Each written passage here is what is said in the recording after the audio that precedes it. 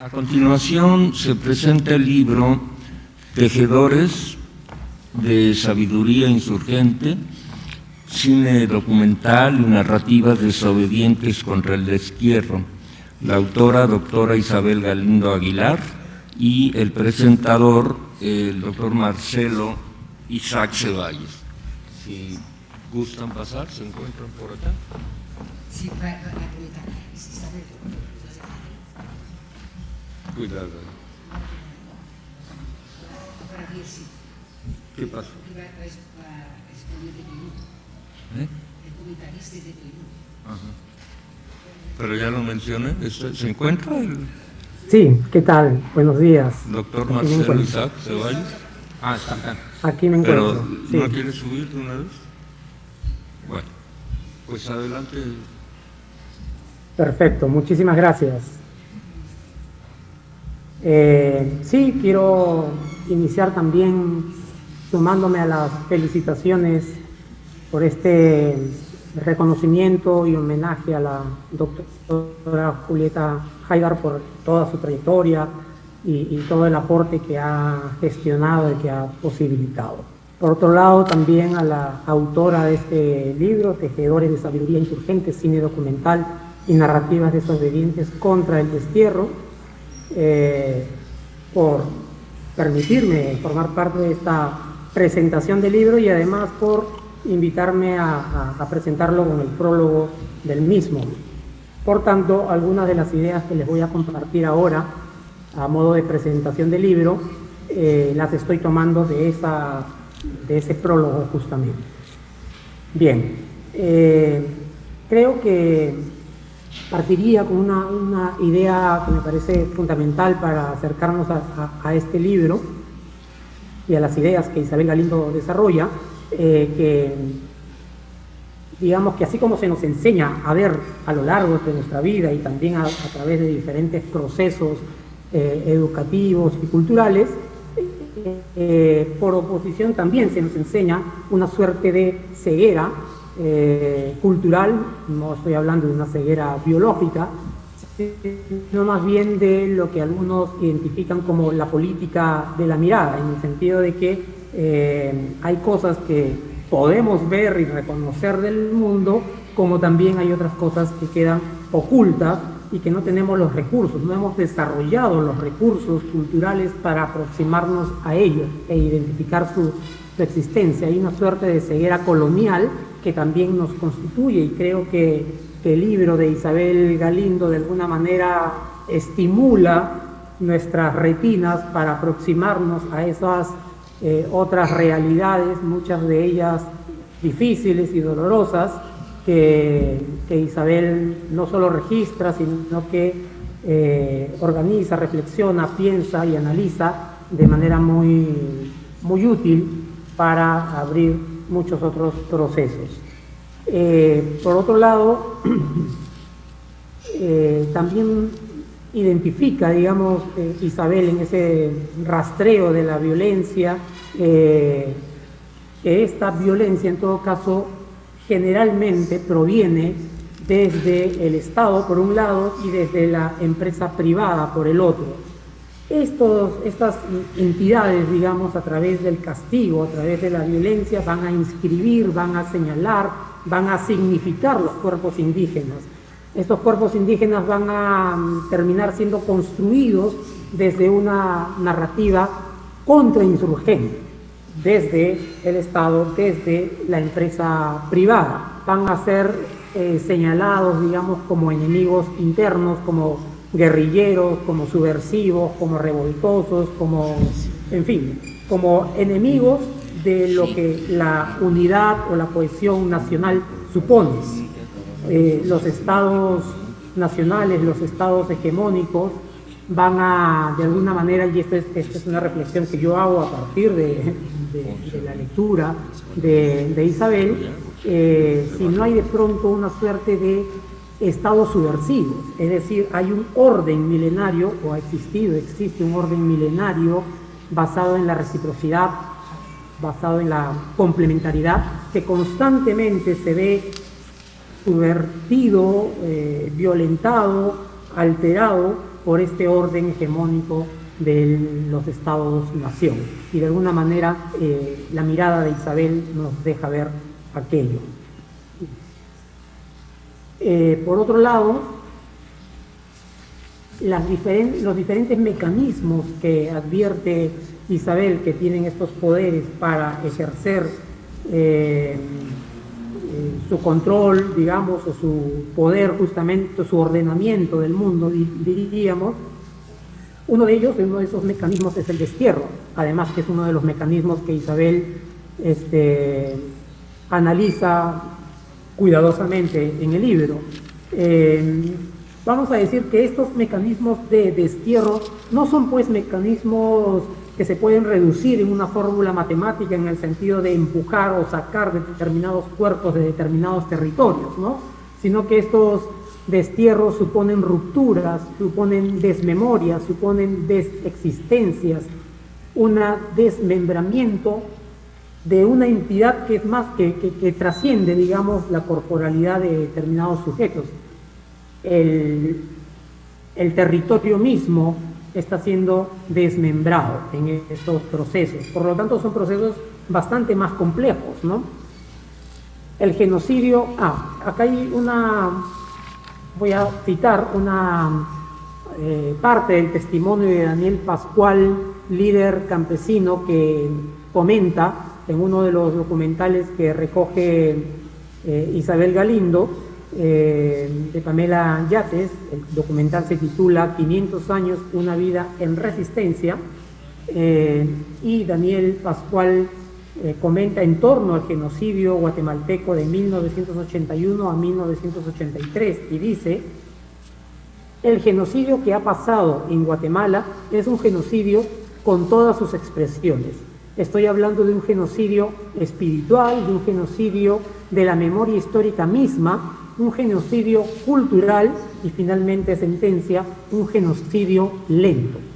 Creo yo que la idea de genocidio lento es clave para pensar cómo estas prácticas violentas no acaban o no terminan en el acontecimiento resolutivo del acto violento, sino que justamente en su perspectiva lenta podríamos decir que estamos todavía viviendo, atrapados en una suerte de onda expansiva de ese genocidio o de esas violencias que analiza Isabel.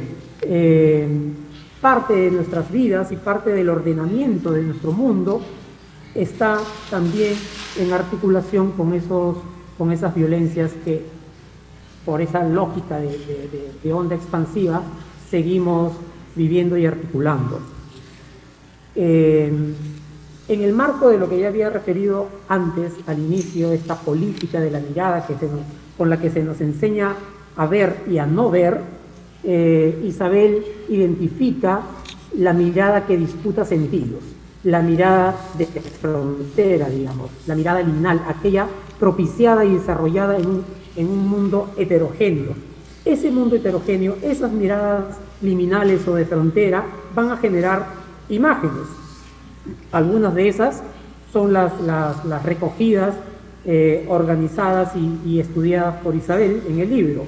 Esas imágenes son muy distintas, por ejemplo, a las imágenes producidas en el marco de la subjetividad del mundo moderno, en esa visión utópica o idílica de cohesión y orden social de la lógica moderna. Más bien son imágenes producidas en una suerte de subjetividades divididas, o como le llama Rivera Kunstikanqui, imágenes producidas desde una doble entraña. Justamente por eso es que Isabel Galindo las identifica como imágenes complejas, porque provienen de una complejidad de seres complejos en un estar dividido en el mundo.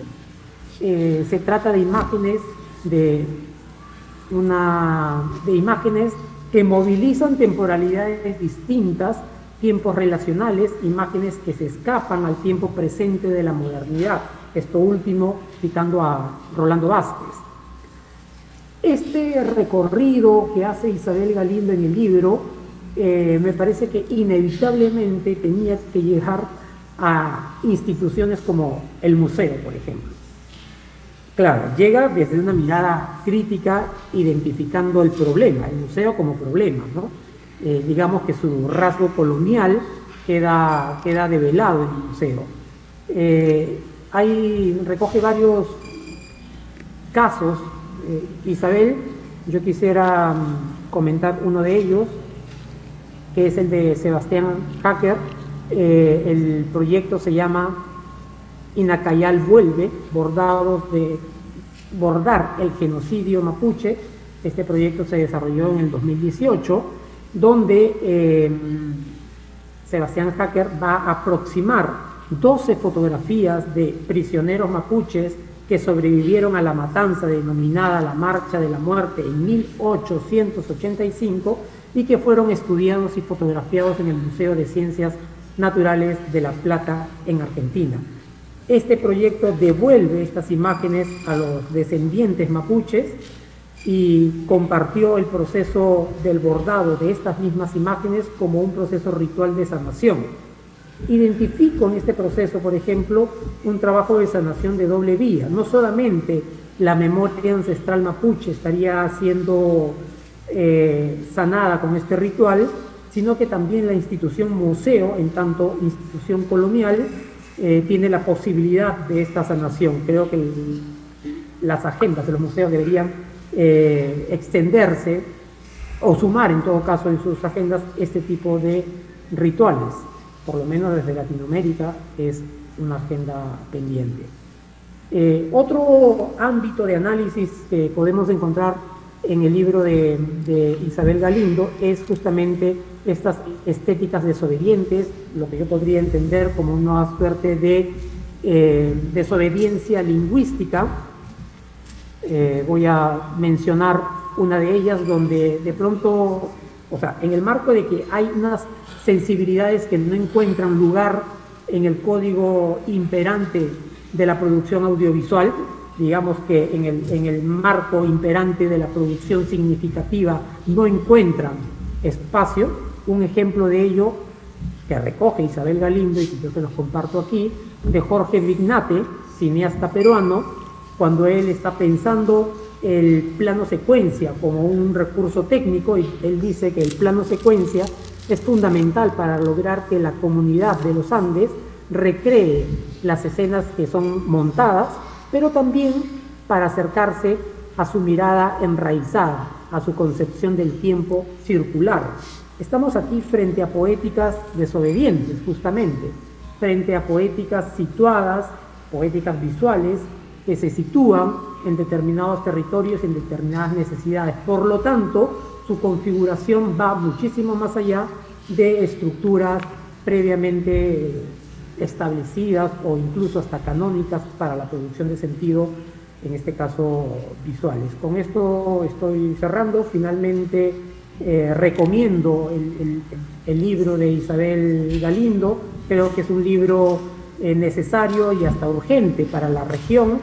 Como decía al inicio, el trabajo de Isabel Galindo en este libro Tejedores de Sabiduría Insurgente, Cine Documental y Narrativas Desobedientes contra el Destierro, de alguna manera ensancha y dilata nuestra retina para podernos aproximar a tantas otras realidades, existencias y dolores que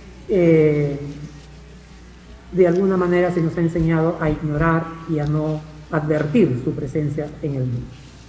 Muchísimas gracias por el tiempo y por la escucha.